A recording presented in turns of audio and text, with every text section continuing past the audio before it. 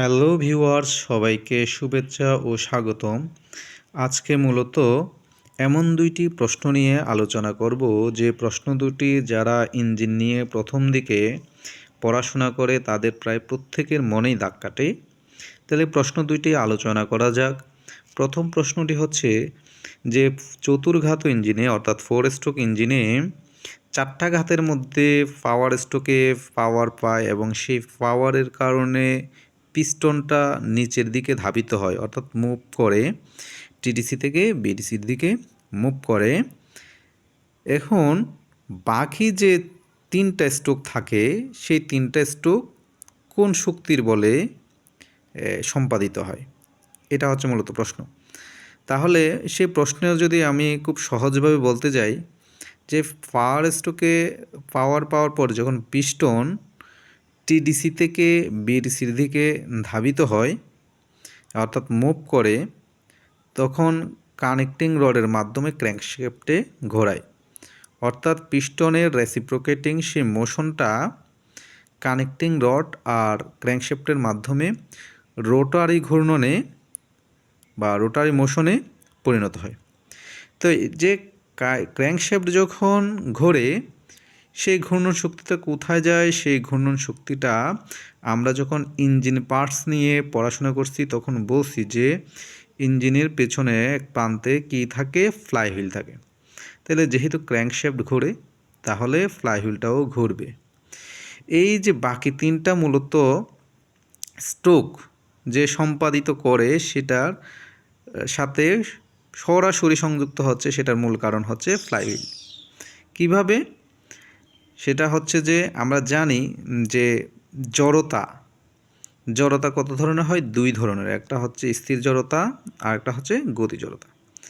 তাহলে স্থির জড়তাটা হচ্ছে মূলত স্থির বস্তু চিরকাল স্থির থাকতে চাওয়ার যে প্রবণতা, সেটাকে আমরা সচরাচর স্থির জড়তা বলি। আর অন্যদিকে গতি জড়তা কাকে বলি? যে গতিশীল বস্তু যে গতিশীল থাকতে বা চলতে চাওয়ার যে প্রবণতা বা ইচ্ছা, সেটা হচ্ছে মূলত গতি জড়তা। তো ক্র্যাঙ্কশ্যাফট যখন ঘোরে তখন যেহেতু তার সাথে ফ্লাইহুইলও লাগানো আছে, তো গতি জড়তার কারণে ফ্লাইহুইলটা ঘুরতে থাকে। তো ফ্লাইহুইলের সেই গতির কারণে ক্র্যাঙ্কশ্যাফটটা স্বাভাবিকভাবেই ক্র্যাঙ্কশ্যাফটের ঘোরার গতিটাও বজায় থাকবে। আর ক্র্যাঙ্কশ্যাফট ঘুরলে ক্র্যাঙ্কশ্যাফটের কারণে কানেক্টিং রডের দিয়ে পিস্টনটাকেও ওঠানামা হবে।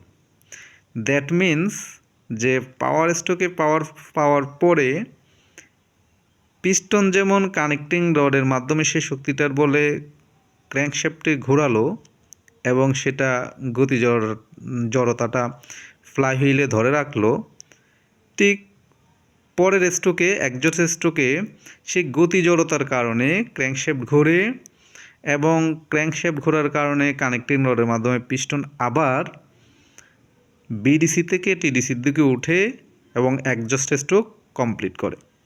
একইভাবে সাকশন কমপ্লিট করে, কম্প্রেশন কমপ্লিট করে, আবার পাওয়ার পায় এবং ফ্লাইহুইলে সেই গতি জড়তাটা বজায় থাকে বা ধরে রাখে এবং সেই গতি জড়তার কারণে অন্য বাকি যে স্ট্রোকগুলো সেগুলো সম্পাদিত হয়। এইভাবে মূলত 4 স্ট্রোকের অন্য ঘাতগুলো সম্পাদিত হয়। এবারে দ্বিতীয় প্রশ্নে যাওয়া যাক। দ্বিতীয় প্রশ্ন অনেকে বলে যে ঠিক আছে, পাওয়ার স্ট্রোকে পাওয়ারটা ফ্লাইহুইলে ধরে রাখে, সেই কারণে বাকি 3টা ঘাত সম্পাদিত হয়। কিন্তু প্রথম দিকে যখন ইঞ্জিনের প্রথম দিকে সাকশন কম্প্রেশন চলে তখন পাওয়ার তো সাথে সাথে পায় না। সাকশন কম্প্রেশন কমপ্লিট হওয়ার পরে তারপর পাওয়ার পায়, এরপরে এক্সজস্ট হয়। তো প্রথম দিকে সাকশন এবং কম্প্রেশন বা প্রথম পাওয়ারটা কীভাবে সাকশন কম্প্রেশন কমপ্লিট হয়ে পাওয়ারটা পেল, সেটা প্রশ্ন হচ্ছে। আমরা এটার জন্য কি করি? আলাদা একটা স্টার্টিং সিস্টেম, ইঞ্জিনের জন্য একটা স্টার্টিং সিস্টেম ব্যবহার করি। সেটা হইতে পারে ইলেকট্রিক স্টার্টিং অর্থাৎ ক্র্যাঙ্কিং মোটর স্টার্টিং হইতে পারে, এয়ার স্টার্টিং হইতে পারে, হ্যান্ডেল দিয়েও হইতে পারে, অথবা রোপ স্টার্টিংও হইতে পারে। হ্যাঁ, তো এই স্টার্টিং সিস্টেমের মাধ্যমে কি করি আমরা মূলত ওই চতুর্ঘাতের ইঞ্জিনকে মূলত একবার পাওয়ার দেওয়ার ব্যবস্থা করি।